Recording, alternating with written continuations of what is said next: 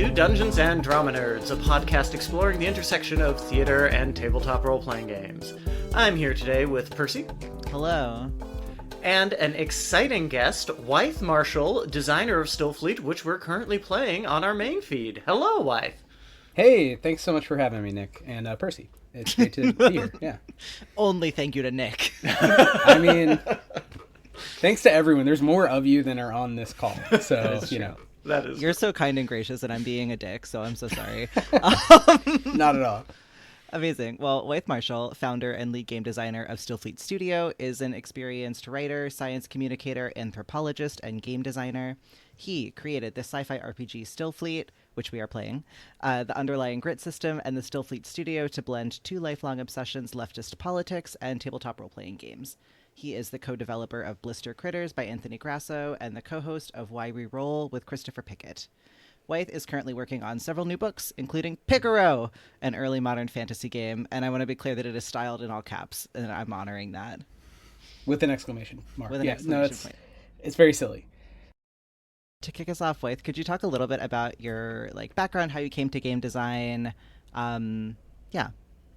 Yeah, sure. I mean, I'm a writer by trade and passion, but my favorite hobby has always been tabletop role-playing games. I think it's such a fun way to... I love stories, and I'm pretty obsessed with, speculative stories and, cinematic stories. I love movies, but it's really hard if you're 12-year-old middle-class kids in Atlanta to make a Hollywood movie. But it's really easy to imagine it around a table with your friends. So, yeah, I just grew up playing Dungeons and Dragons, Call of Cthulhu, Vampire, Traveler, Trinity, which is a better sci-fi game.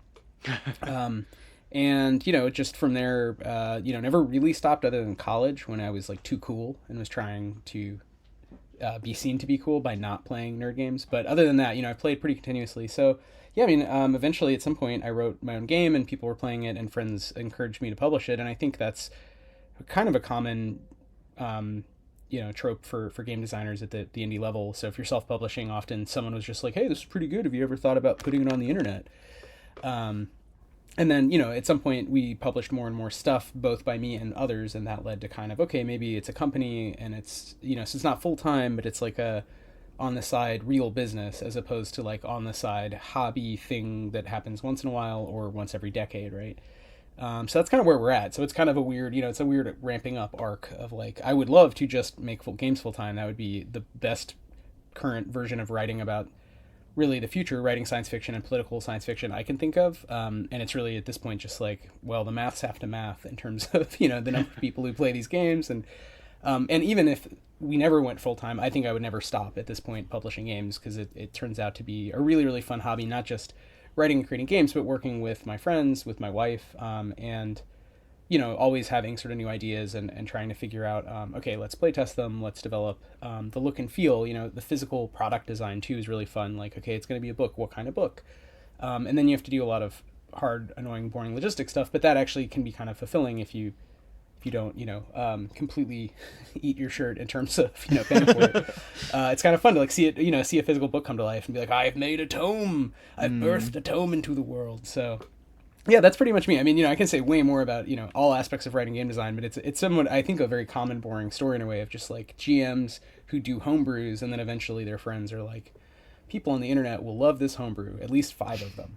Yeah. Or whatever, so the bar is low for TTRPGs, which is really great. Again, I can't stress that enough. Writing stuff, drawing stuff, putting it online, people will respond. People are nice, generally.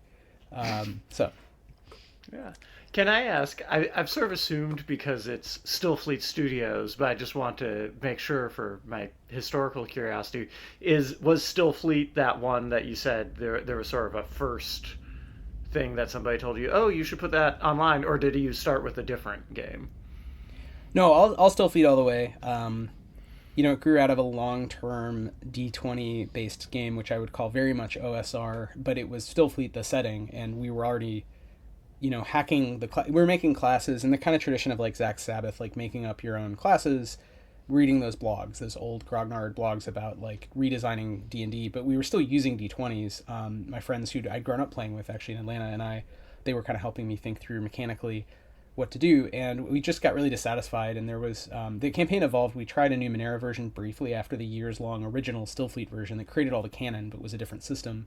And then eventually I just had the sort of aha moment of staying up late one night trying to think about other ways to run it, to GM it, because none of us liked Numenera, so we just pivoted and did this weird thing that it became. Now we call it the grit system. At the time I called it in my head the Stillfleet system, because I knew, that was what I was calling this kind of game.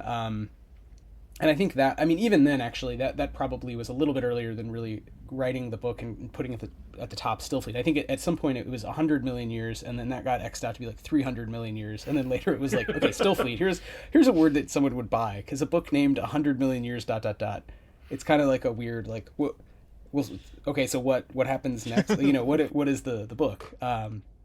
So yeah, giving it the name actually was kind of the originary, like, now it's a thing, but not, again, it wasn't at that time like, oh, I'm going to publish it, or certainly it's going to be a company. It was just, I'd like to have a coherent, PDF that I can email a friend to be like, make a character and we're going to play on Saturday, right? Yeah.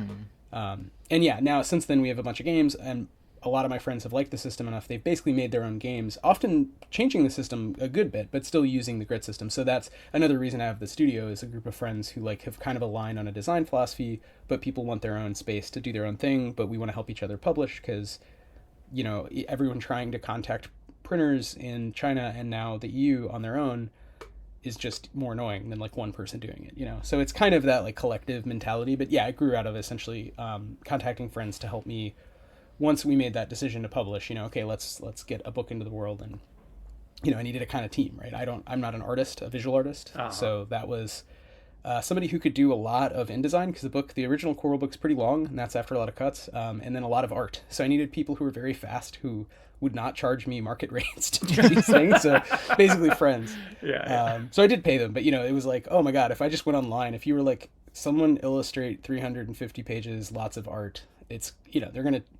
It wouldn't have made any money, right? So that's one of the weird things about the economics of this, and how much of probably any small art kind of collective business is driven by friendship and people helping each other out, because it just, if you're starting from scratch, you either have a bunch of capital or you have friends, but it's, if you have neither, I don't really know how you would do it. You know what I mean? I guess you just get very lucky. You find, like, you accidentally find a leprechaun who's dying of cirrhosis in the trash. And you're like, I'll tell you where to find the gold, because someone has to. It's, so I think those are the three common startup, styles for RPGs. Yeah, absolutely, famously. I would be curious if, like, I know this is a thorny question. If like Stillfleet Studio is coherent around like a shared design philosophy, could you like articulate what is at the core of the design philosophy behind like the grid system? Yeah, I mean, I definitely could, and I think it'd be interesting, in the future perhaps to talk to.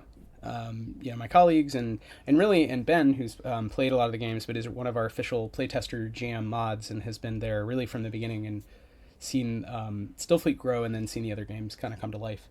But essentially, I wanted something that was very fast and had a more natural range than D20 systems, which have a huge variance and often then are hard to tie mechanically to like quote unquote level or skill. It's just a sort of like, I don't know, you rolled a 1, I don't know, you rolled a 20. And so I wanted something much faster, more natural, more player empowering on the system side. So the players can burn grit in the system to, make rolls better. And that means they have a much better chance of succeeding at things, but only if they're not too tired and zonked, just like most of us, to kind of pull a solution out of their butt and save the day. And then there's a kind of economy there that's really pretty simple. It's like one thing to track that goes up and down. That's kind of your catch-all MacGuffin, energy. And then narrative powers is another big focus, because I loved Powered by the Apocalypse. I loved original Apocalypse World, and just reading it even. I barely ever actually played it, to be honest. I played a game called Tremulous, which was like the Lovecraftian version. This guy, I think his name's Sean Preston, maybe. He did a Tremulous, and then there was one called Derelict Adrift or something that was like the sci-fi, like high sci-fi version, because the base book of Tremulous was more sort of that pulp, 20s or whatever, fin de siècle horror. And that game got me thinking, okay, these powers, all right, so Apocalypse World, these other PBTA games, they have the mechanics where you, you could just do things by fiat. And so I thought, okay, that's cool. So most of the powers, a lot of the powers anyway, work by fiat as opposed to adding more epicyclic mechanics. So you don't have to track a bunch of mechanics. There's really, really simple scores that's very fast, easy to learn, natural ranges. You can kind of do the math in your head, +3 or plus nothing. And then if you use a power, it generally just happens. It's a big narrative swing. It might cost you a lot of grit, but that's your job on the team or whatever, your moment to shine. And so mechanically that came together really very quickly. The setting was one that varied a lot because, it's like the deserts of Terra 100 million years in the future, the deserts of Terra 300 million years in the future, and everything's really fucked. There's a huge red sun, and there's no humans left. You're all post-humans and robots. Or okay, we're in an alien space station and we're people, but we're gonna go back to Terra to like mine stuff, and mess with people and mess with people on other worlds, and that was a kind of aha moment to kind of create the infinite worlds, Planescape, the Strange kind of scenario where you can have one home base and then go to anywhere you want. Mm-hmm. So design philosophy-wise, sorry, that's specific to Stillfleet, but I would say that the games, that's a bridge to saying that they should have, in my mind, a tight narrative structure is the term we use. Meaning a gameplay loop that is story-driven, that makes sense in that world, and for us has some sort of philosophical, deeper meaning. I would say, coming as leftists, we generally make it sort of somehow about political economy, but it's actually very different. For example, Chris Pickett has our next game, so my co-host of Why We Roll and one of my good friends has a game called Danse Macabre that we're about to publish that's set in the year 1390 in Constantinople, and there's kind of a mutant zombie apocalypse, and so it's like, there are classes and there's tensions, but they're the tensions of the ancien regime. They're the tensions of landed nobles and peasants, and of quote unquote Christendom, and it's sort of, the dying Paleo-Logos or whatever dynasty, and then the oncoming Ottomans, who then, of course, spoiler, they make a deal. So the whole setting is interesting because you can be anyone who's not a mutant zombie, right? And you've kind of banded together, so it's got this kind of fortress, home base. So very different, but still exploring themes about, okay, well, what does that mean if we're really tight to the history? There's no magic. The one novum really is this sort of, when you die, you come back as a zombie type, mode, a demoniac as they're called, and Chris thinks would have been the Latin word.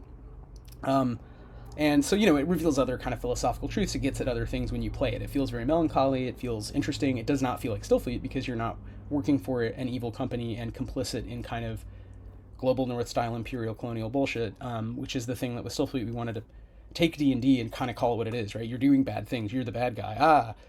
It's I Am Legend. You've been the bad guy the whole time. And so you have to find your own way to refuse that and find your own way to turn it on its head and rebel or revolt, and make that meaningful and fun. And it can still be extremely silly and just picaresque, and you're just doing random stuff because people are random. But those two, to give you examples of very different narrative structures that are still both very specific, and then they open onto infinite worlds. So Stillfleet, you can literally go anywhere, do anything. It's the far future. There's time-space gates called Stiffworks. You jump from world to world, and maybe you don't do any of the things I said about the kind of core narrative loop of reporting back to the company, getting dissatisfied, fighting with the company in some way. You just go do something else that's weird and fun, and plenty of people have done that.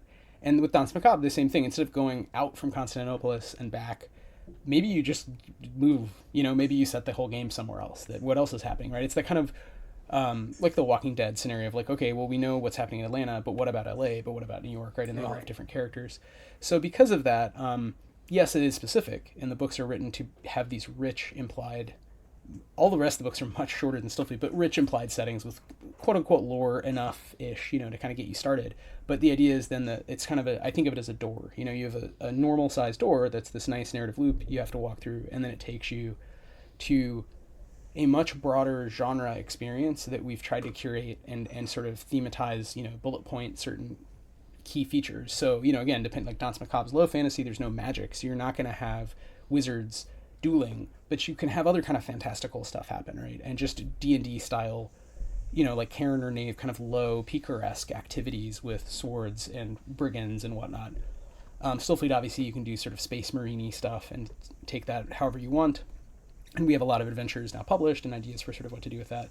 And then some other games like Blister Critters, an upcoming game for next year, the Sometimes Kingdom, which is high fantasy. These have their own loops. And Blister Critters are a really good example, again, where you're little guys, you're cartoon animals, there's been an apocalypse, all the cartoon humans are gone.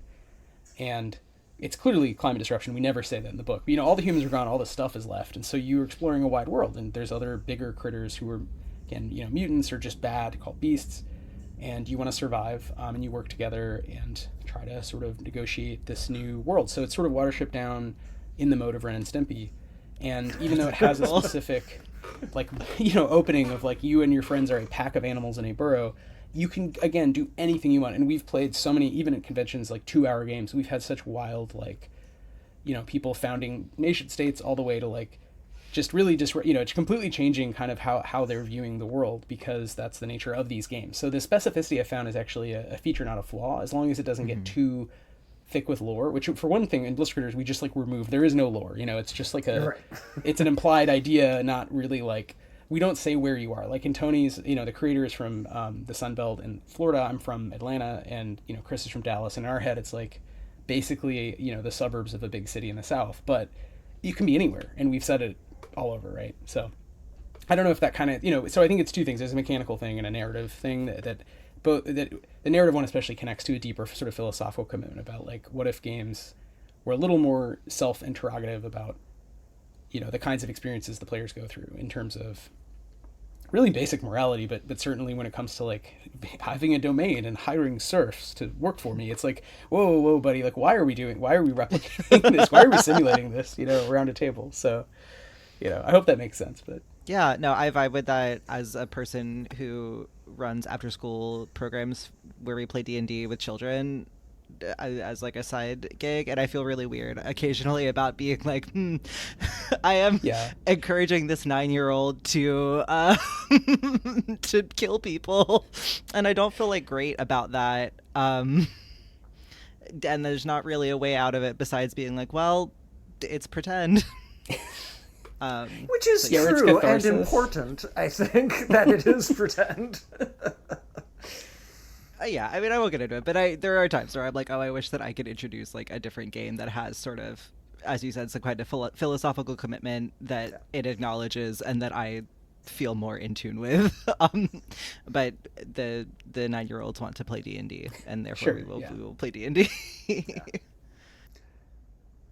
I wanted to drill down into Stillfleet specifically a little bit. You've alluded to how much the lore evolved over the course of you developing the game, but could you tell us about some of the like cultural touchstones, impulses, or ideas that you were drawing on?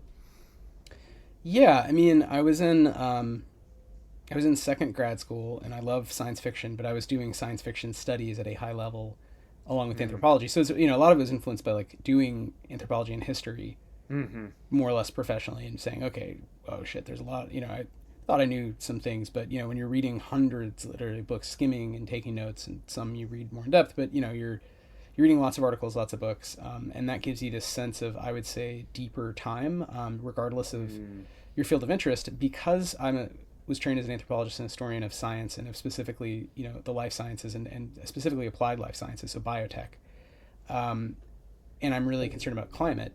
A lot of the things I was looking at, I'm looking at food and human medicine, more so food at that time, we're touching on climate disruption, which touches on biogeology and like deep time, geological time.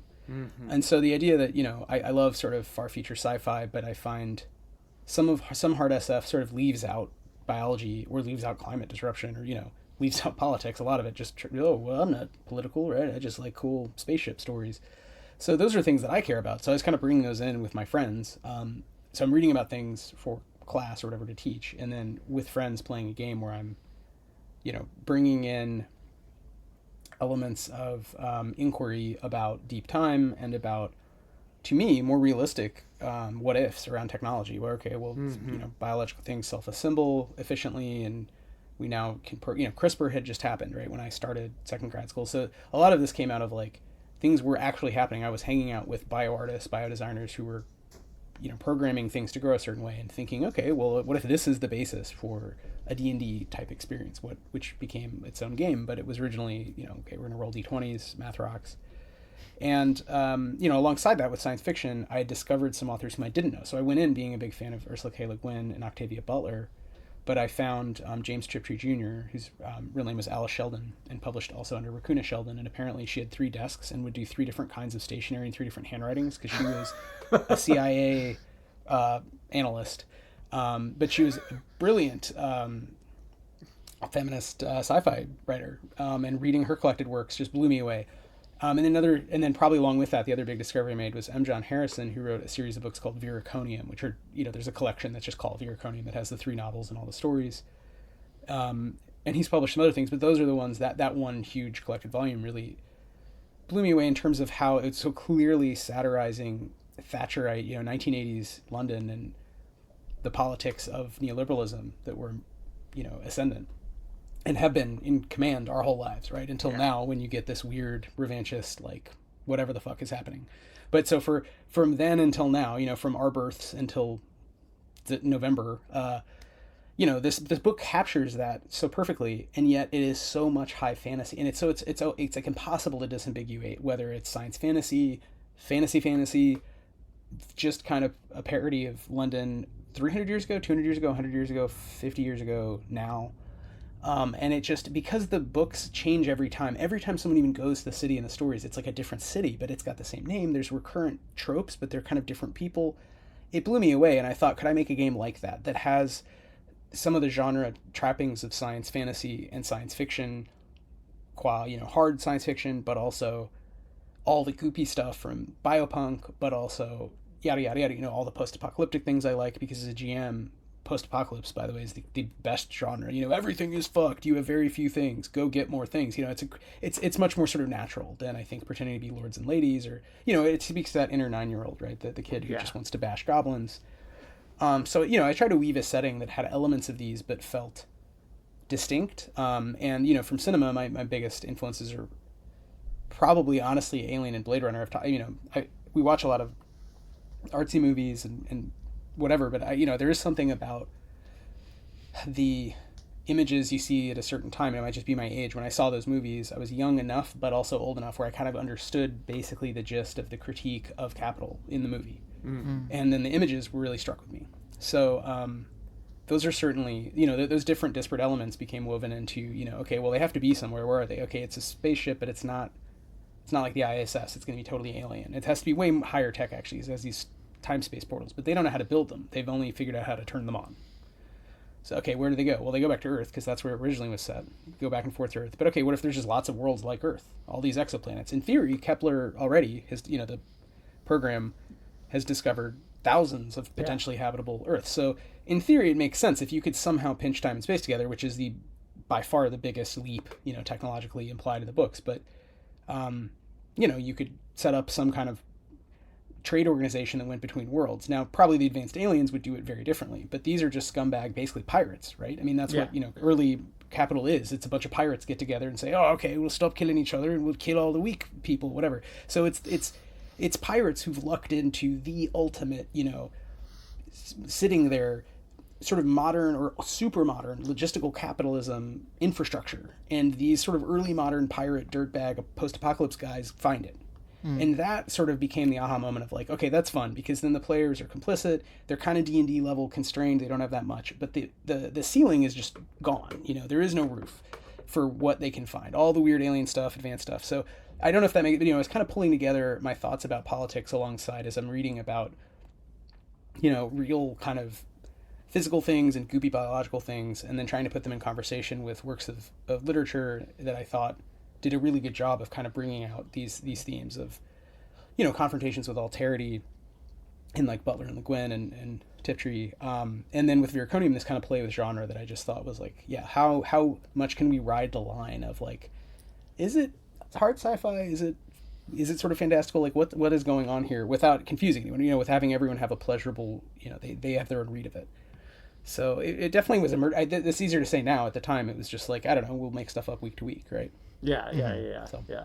I feel like that's often how it goes. But I'm delighted by the reading list you've given us, because I will say, for any listeners who haven't gotten a copy of the Stillfleet core book yet, first, you should. And second, you're very open about the influences in it. I remember texting Percy when Ben had suggested the game to us. I was reading through the core book, and I texted Percy something like, well, there have already been quotes from Le Guin and Butler, like, as chapter headers or something. I don't remember, but on the page in the book. So I'm very inclined to like this already. So I'm excited. I've never read Viraconium, so I'm excited to get into that. Yeah, there's so much weird stuff, and I keep finding more. It's like after that book, I found like Ammonite by Nicola Griffith. There's even authors who I don't think, we probably would disagree in many things, but there's beautiful books like Blind Sight by Peter Watts.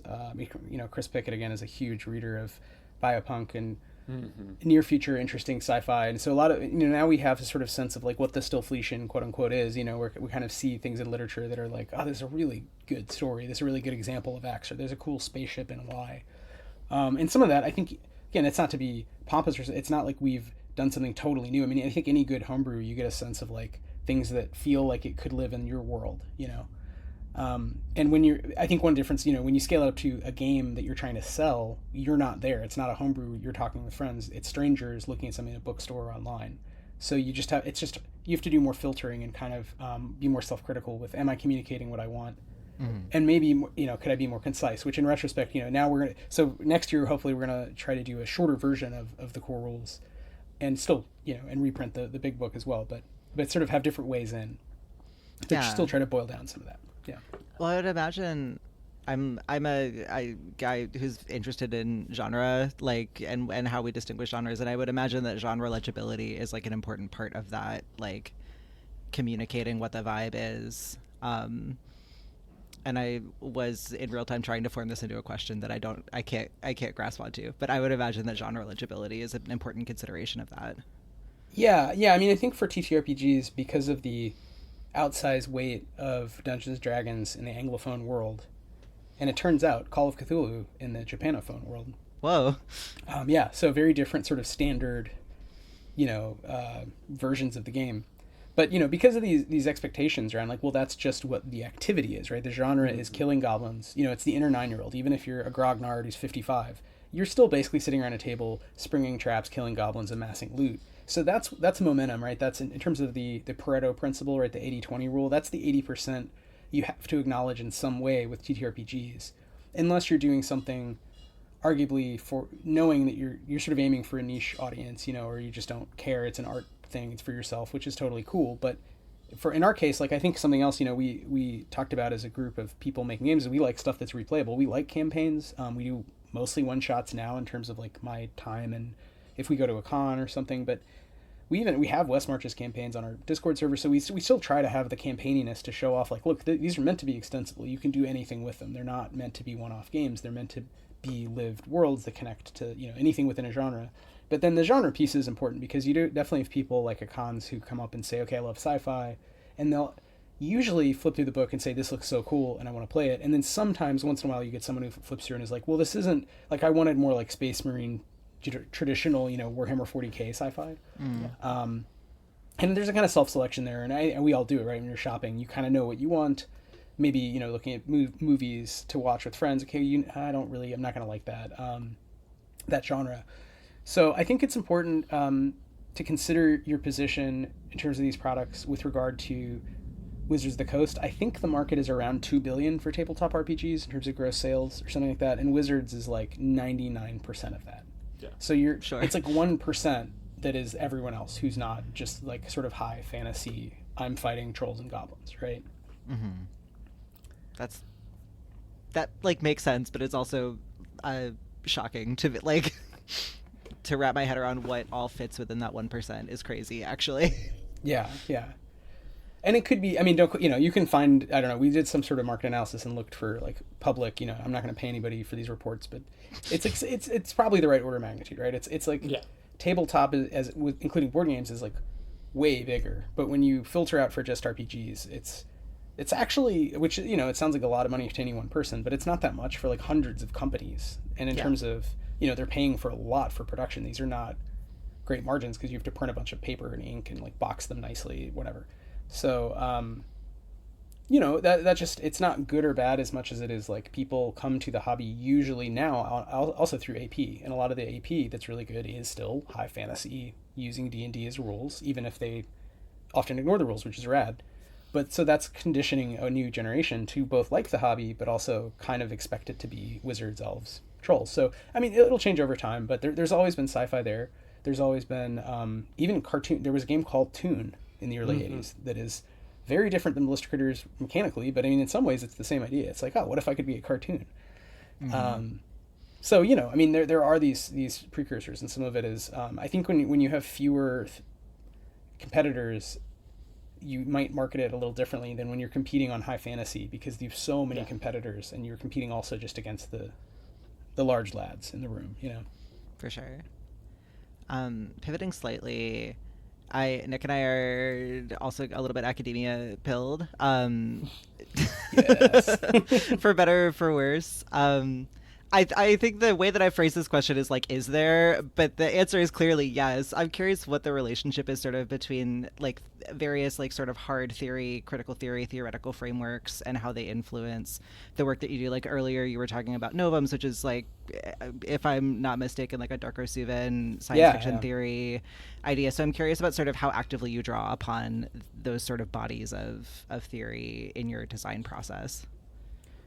Yeah, no, that's a great question. I mean, and I think everyone's different, and I'd like to think in some ways, hopefully it doesn't show, especially beyond Stillfleet that much, like Stillfleet the game, because Stillfleet the game was meant to be this super meta thing, so we have all these running notes through the whole book that sort of, and as you say, there's a lot of epigraphs where we're saying, hey, here's a cool thing someone else said, some of which is academic, some of which is literary sci-fi.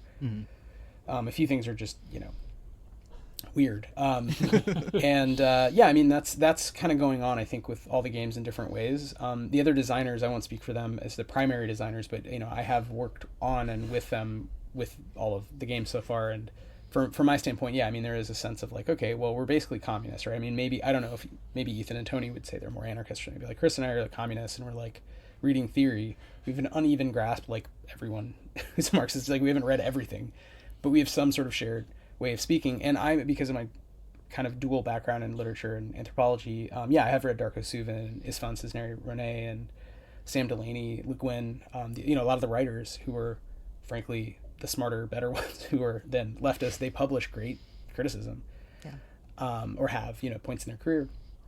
And so, I mean, that stuff weighs on me, maybe not moment to moment or every time, but it's definitely played some important role in the background. And I think the biggest one was just the provocation, really in a more general sense. I don't think it's tied to any particular text or writer, but just kind of, could I make a version of a D&D type game that was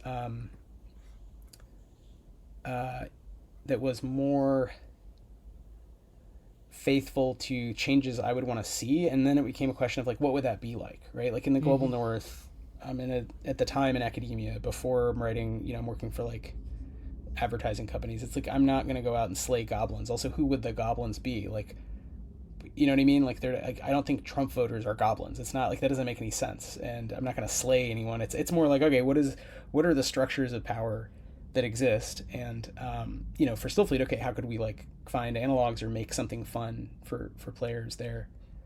So I would say, I mean, I could list theorists all day who've had an impact on me. In terms of technology, I think it's a little more interesting. So if you want to nerd out on that, there's specific thoughts I have, but a big influence at the time, honestly, was just the people I was around. So like my advisor, Sophia Roost, who's a great anthropologist at biotech, and just in conversation with my colleagues, I mean, a lot of like friends would point out things, or they'd be reading stuff they're writing, stuff they're reading.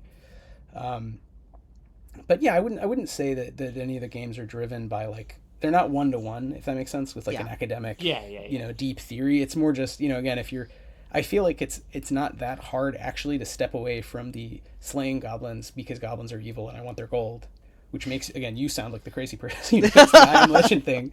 It's easy to step away from that. Just say, okay, what else can we simulate or model that is fun? And what's fun, basically, at least down to, we say 14 and up for like legal reasons in the EU, but really just for all ages, right? We're not trying to speak to people who went to graduate school for social science or critical theory. Of course, we don't want to, we want to make games that show off our values, but they're not necessarily like one-to-one. They're not about our values in a sense. It's just like, okay, so if we're gonna go fantasy, let's be like, I think the big innovation there with Chris's game, because I'm speaking about it because we're working on it now, is like, it's just symmetric. It's just, okay, we'll just treat the Muslim characters, the Jewish characters, the Christian characters as all equal. Like, there's no, they don't get, you don't get like bioessentialist traits based on your faith or something. They're just be whatever you want. And so it's like simple stuff that I feel like, probably there are some other historical games, but I feel like this is more of a presentation of because there's no magic in some ways. Even when you have something like Zombie Apocalypse, it still feels more real to me because the people are just people, and the power structures have all shifted because of the apocalypse, but it's still within that sort of ancien regime, landed nobility type mentality. Which again, I don't think D&D ever really gets at. I mean, it's weird. It's like D&D is coming much more from like Arthuriana, So in terms of, again, our background, like Ethan's really into Arthuriana stuff, and it's reading that stuff is crazy. I mean, it's bonkers. It's like the Saturday morning cartoons of the whatever 11th and 12th centuries or whatever. You know what I mean? It's just wild. I've named myself after one of the Knights of the Round Table, so I'm deeply familiar with the wildness that is Arthuriana. Yeah, so I mean that's cool, but it's very different from very different, yeah, from historical, to me, like I know more about like the birth of capitalism and the colonial moment and the 30 years war, all these wars that have to be named by the number of years or decades they went on, and I think that tells you more about like real life, quote unquote, late medieval and then early modern kind of Western European whatever life. It wasn't, the Fairy Queen is this like, there's all this fun stuff in Arthuriana and in D&D, frankly, that is fun, but it would be a different game, and I think it is a different game, to dwell on the other side of it and say, okay, well, what was life really like? Yeah, well, it's telling that, like, clearly the designers of D&D who were like, we are trying to simulate what this would be like if it were real, kind of just did eugenics. Yeah. For them to be like, that's what it is. That's how you do. Well, and that's how it works in real life. I was going to say, and I don't think really we're aiming to replicate. This is one of the critiques from people who love Arthurian stuff. Is like D&D doesn't actually really do that at all. It does the sort of like Michael Moorcock.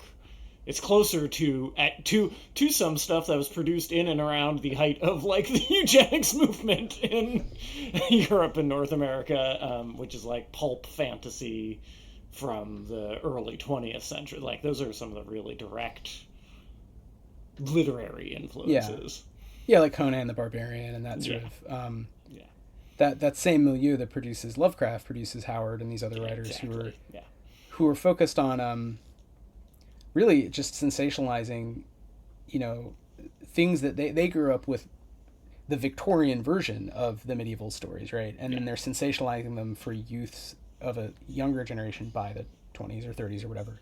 And so it's interesting. There's that chain, Edgar Rice Burroughs, Carter, there's all these writers who produce these kind of masculine men doing kind of American imperial exploits, but on Mars or in the jungles, quote unquote, or back in ancient times when Conan was running around doing essentially bad stuff and getting, and they vary in terms of literary quality, but they're kind of mimicking, mostly I think in a pretty naive way, not to excuse them, but just, I don't think, kind of like Gygax even, I don't know how much his project was evil right-wingness as much as just like naive, like he liked certain stuff, he liked Lord of the Rings or whatever, and couldn't legally license it, and so made up kind of weird, analogs, and they took on a life of their own, and it reproduced some of that libertarianism of that kind of post-hippie, white guy of his age culture. And I think there's so many other versions of the game that you can imagine. And I will say to their credit, I mean, Wizards has done more recently with 5e on to sort of step away from that Gygaxian legacy. And a lot of it is, I think, driven by the AP. All the AP stuff has become at such a high level and has shown us different sides of even the traditional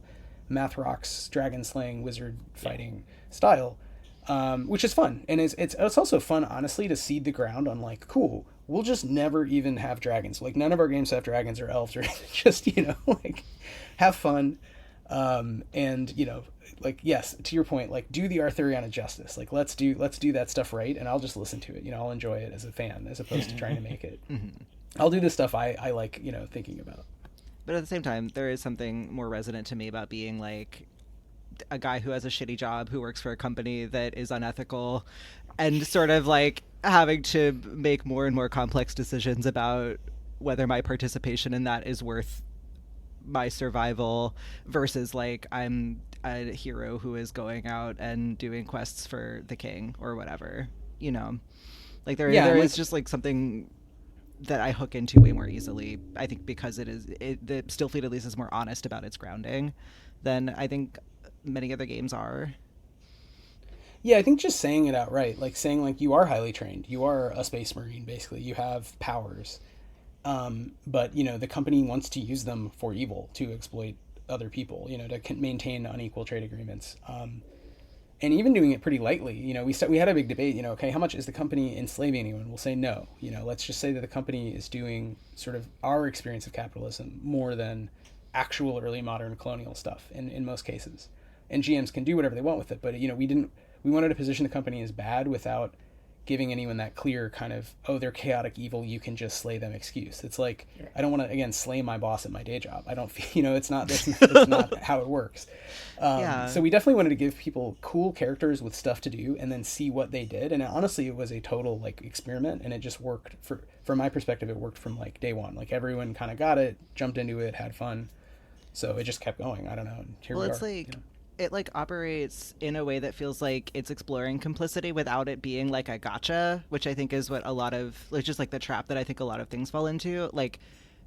To give you an example from my personal life, I do coffee catering for a job, and the company that I work for does tons of cryptocurrency events, and I feel unbelievably ethically complicated about making lattes for people who are destroying our planet, among many other terrible things that they do, right? But it's sort of that is a relatable situation for me to be in a game, and it is cathartic in certain ways to be able to sort of be oh, okay, we're in this other setting, we're in this other thing, and I can sort of explore what this complex relationship to the company that I work for is.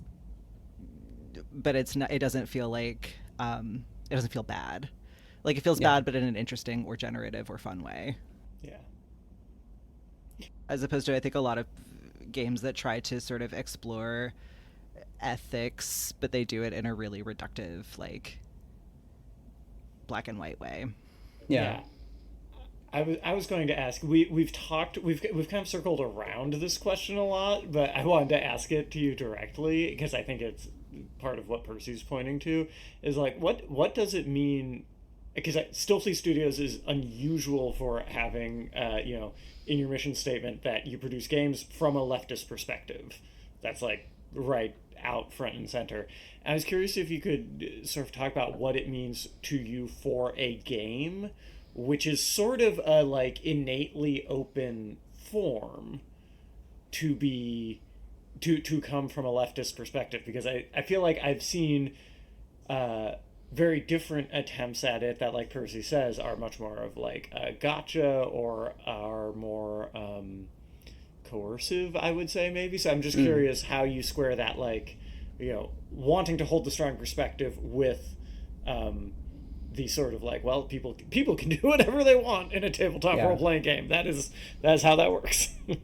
Yeah, I mean, for better or for worse, they're always, in reality, it's like the people say, in martial arts and stuff, you have the best plan or you're the best trained until somebody punches you in the face and all your plans go out the window. You just kind of react instinctively. So it's more about kind of repetition, muscle memory. And I think with GMing, I mean, there's something very similar where you can plan the most elaborate whatever, and then you sit down at the table, no one gets the clues, somebody's drunk or on the phone or crying because of they got dumped or and it's just somebody spills something. It goes, it's sort of it can be hard to kind of keep people on track to have the right kind of fun, and that's true for any game. And when you throw in the kind of, okay, now we're going to model a political, philosophical, ethical, moral conundrum, it's half the again, people are tired, they've been working all day, it's how much are you asking of them? So yeah, there's definitely a balance striking that has to happen. And because of that, I'm very sympathetic. There are games that I think try to do something somewhat similar. I think a lot of the sci-fi games have it implied and it's kind of modulated down. And then there are games that are much more the other direction of fight the man kind of vibe, which is more the sort of power fantasy, right? And I think we try to strike it in the middle where, okay, we're telling you explicitly what the sort of political stakes are, but we're also kind of going to assume that a lot of the game for many people will not be that. And because of that, we're kind of using encounters with alterity, so aliens, and lots of aliens. And the fact that the aliens, again, treating them symmetrically, they're not really good or bad. They're just aliens. So, depending on how alien they are, a lot of the things are probably post-humans in some way. They, millions of years ago, they were humans. Even the humans now are, in theory, they were reseeded. They were 3D printed 10,000 years ago or something. They're not actually connected to the humans now of the ancients, us. And there's robots, and there's all these other sort of things which we just treat as they have their own ideas about right and wrong, and none of them are the Terminator, none of them are chaotic evil. We also give you sort of a lot to do with technology, and so that was sort of another flex toward what you're saying of kind of groups that might not want to engage with overthrowing or reforming the company. Sort of reform versus revolt is one of the key sort of tensions implied in the game. Is, can the worshipful company of Stillfleeters be, rehabilitated in some way, or should it just be destroyed? And what would that mean given their enormous power compared to the quote unquote provinces, these kind of medieval tech level queendoms on these habitable worlds? So, we have sort of, I think, at least 3 sort of lanes to play in, and you can switch back and forth. And I often do too, because for one, it's great storytelling to kind of, have red herrings or have 2 disconnected plots that are actually connected.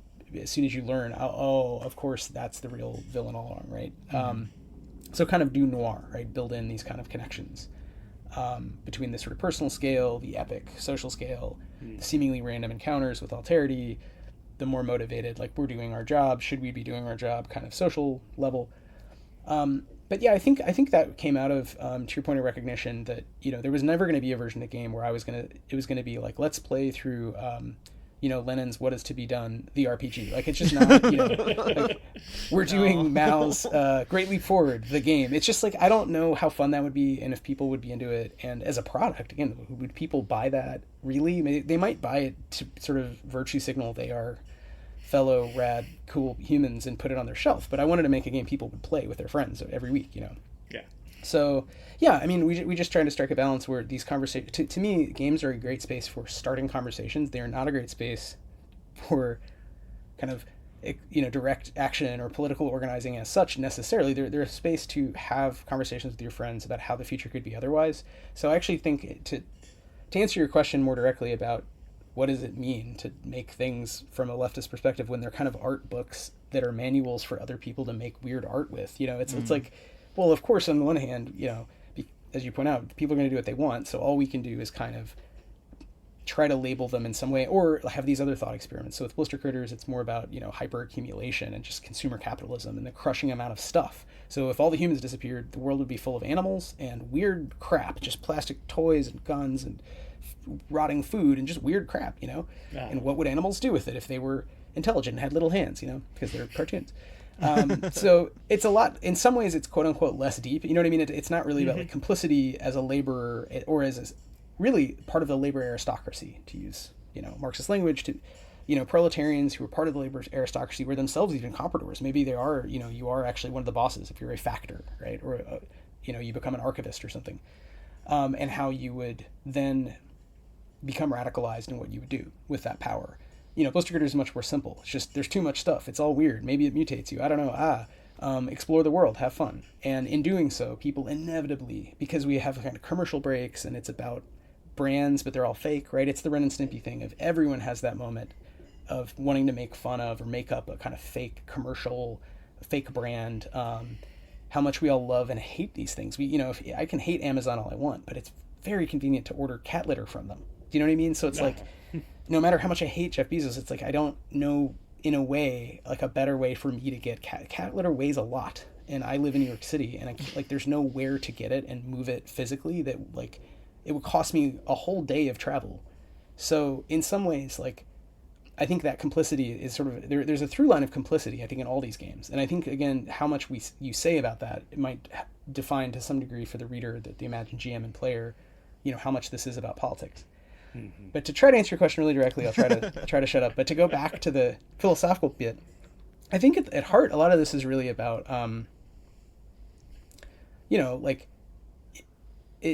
it's not so much that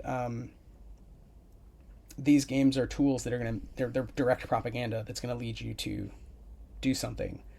It's much more about how we communicate. And I think there is a deeper philosophical need. There's a deeper shift in mindset, and in habitus, whatever, and in how we act as people and think about ourselves that needs to happen alongside the material revolution. The material is going to be the main thing, but they're not actually, one is not exclusive or prior. They're kind of always happening together, the sort of superstructural shifts and then the material base shifts. So we do need to organize. We need labor unions. That's more important than games to me. But I make games. I'm really good at writing.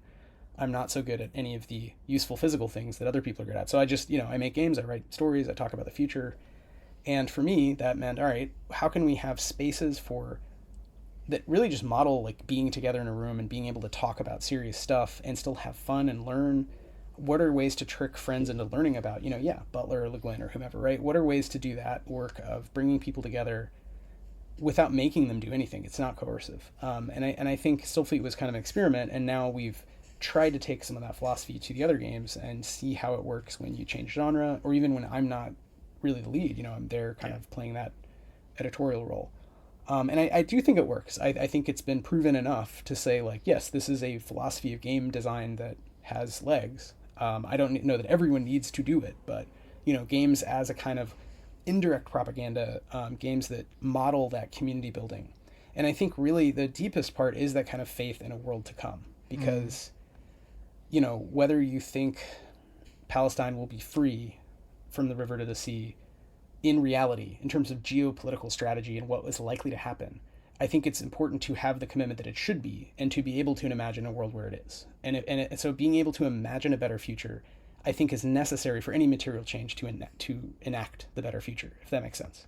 So games can play some small part in helping us imagine, okay, what if there's a world where we all work for Jeff Bezos, but also he accidentally trained us to be super mutants with shotguns, and we get to like take over the warehouse? It's kind of that first, okay, what if something could change? Because otherwise there's just no change.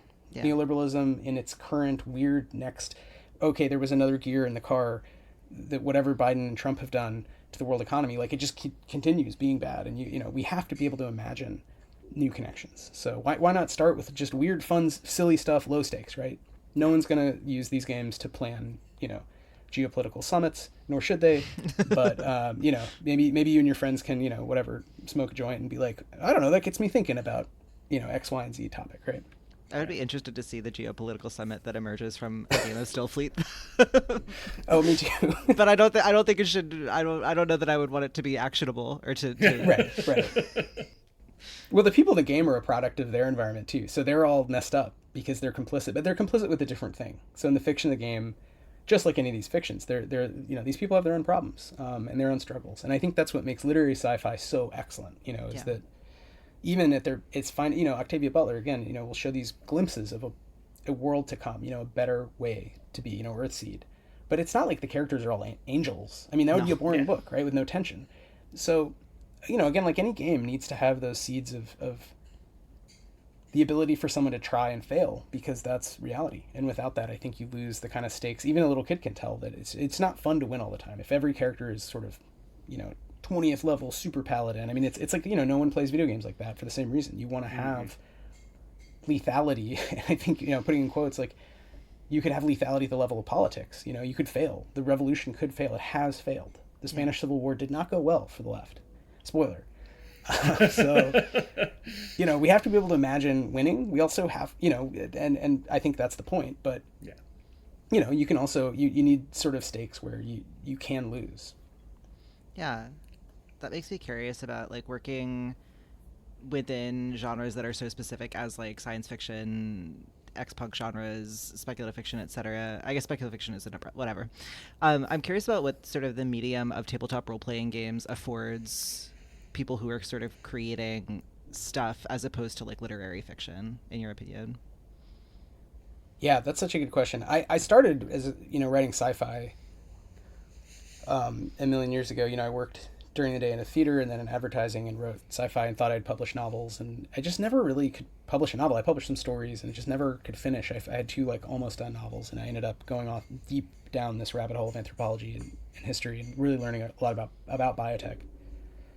And I think partially, as a storyteller, I've always still continued to write and run games, but I found that the medium of having to do it live with your friends collaboratively is maybe the thing I'm actually just better at, so it's a little bit selfish and just about, in that sense, why I founded a company, why I made it a company is like, well, I like doing this, and is there a way for me to kind of get paid to do it, or even also be better at it and be in conversation with other people I admire who are good at it, people, again, who run good actual play podcasts, or even the printers who are, who is making these games? Because I'd buy the games, and at some point you're like, wait, I could do this. Okay, I bet if I just email them, I mean, these people aren't super famous. You email them, they respond, right? You hit them up on Blue Sky, and they get back to you. So it's the same. That's why we made the podcast too. We have our talk podcast about making RPGs for that reason. Of just Chris and I are like, wait a second, we could just probably invite these people to talk to us for an hour, and they'd say yes. And spoiler, they all say yes, and they're great. They're lovely. We learn things. So, to some degree, I just feel like it was a better fit for my talents. And I think a lot of people I know in the game industry are super good at it, but are kind of, they say, whether they have it diagnosed or not, right? They say they're ADD. I don't feel that way at all. I feel like I can hold my attention on things, but I've just, for some reason, never been able to sell my written stories, but I can sell games that are generators for other people's stories. And so to some degree, it's just leaning into like, okay, well, I'll do that then. And I always think back to like, Michael Cunningham, who was the head of the program, the MFA program I was in, right after I got out of college and was in Brooklyn. He said he wanted to write Danielle Steele type novels. He went to his agent and was like, I'm going to write shitty rom-com stuff. And she was like, great, if you can make $1 million off a romance novel, like I'll sell that, And he would like try, and he'd come out with these really serious, sad, his novels are good, but they're like not Danielle Steele novels. They're like literary, the hours, right?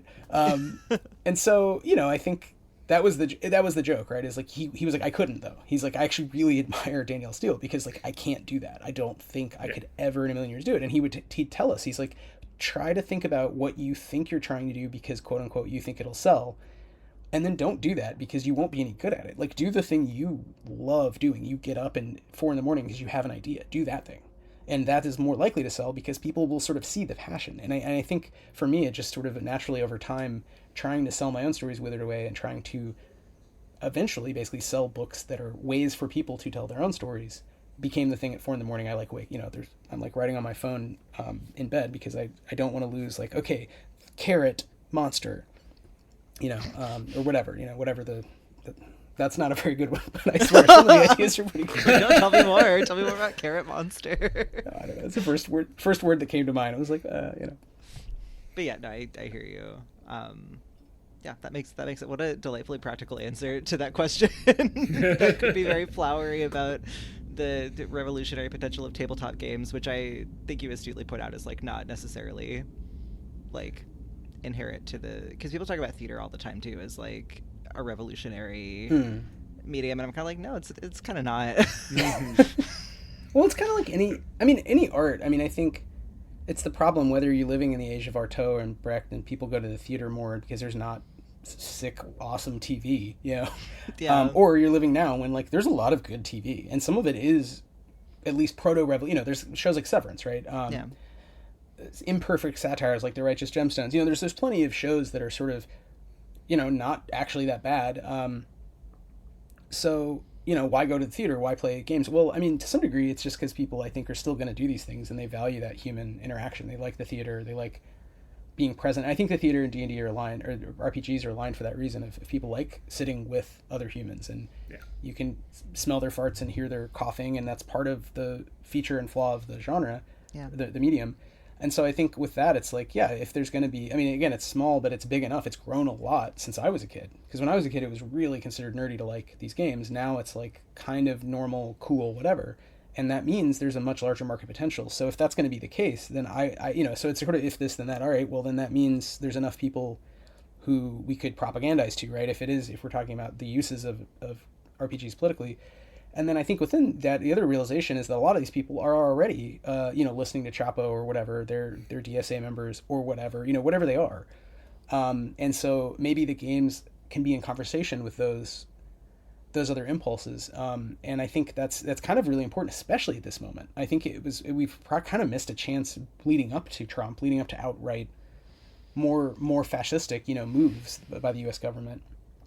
Disappearing people, right? And deporting people, citizens, and even, we've missed out on a kind of moment to say, hey, we're socialists. Hey, we're in some sort of broad big tent left, whatever. Like we're pushing back. Like this is our time. We want to, change the economy. We don't want to be sort of gig worker serfs, techno serfs. It's we don't like the Dark Enlightenment. We do not want. And I think now people are really, I think more and more people are going to say that. And I think. Again, it's just like we're making the games we would have made anyway, but it's sort of, I'm glad that there is enough of a market, there's enough of a crossover, that there's kind of I hope anyway that there's enough of a crossover where people buy these games and don't turn them away because they just want to do escapist, goblin slaying. Yeah. I think that's a great note to end on. So thank you so much for joining us, Wythe. You can also catch us over on Wythe and Christopher Pickett's podcast, Why We Roll. And be sure to tune in later this month for the continuation of our Stillfleet campaign. Thanks again, Wythe. Thank you. Thanks so much for having me. Really, really appreciate it. Dungeons and Drama Nerds is produced by Percival, Hornak, and Nicholas Orvis, and co-produced, mixed, and edited by Ben Ferber. If you'd like to help us continue exploring the intersections of theater and tabletop role-playing games, consider leaving us a review on your podcast app of choice, or supporting us on Patreon, which gets you access to our patron-only bonus content, including our patron-exclusive show, Skit Bash. You can find us at patreon.com/Dungeons and Drama Nerds. You can find our social media, website, and cast bios at the link tree in our show notes. Our core ensemble members are Todd Brian Backus, Jovane Caamano, Anthony Sertel Dean, Christopher Diercksen, Ben Ferber, Kory Flores, Mieko Gavia, Tess Huth, Romana Isabella, John Johnson, CJ Linton, C. Meaks Meaker, Leo Mock, Phan, and Tristan B. Willis. Tune in next week for another exciting episode.